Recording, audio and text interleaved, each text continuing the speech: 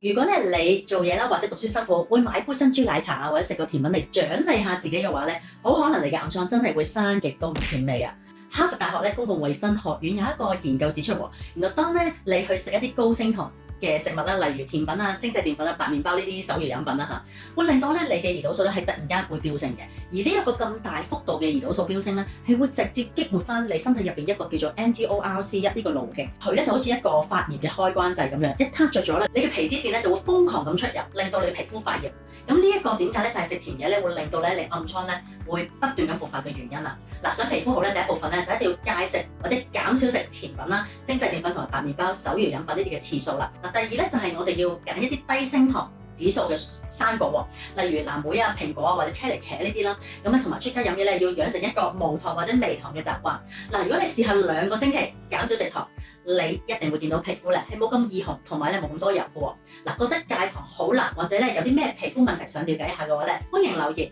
我會盡快咧去解答你嘅。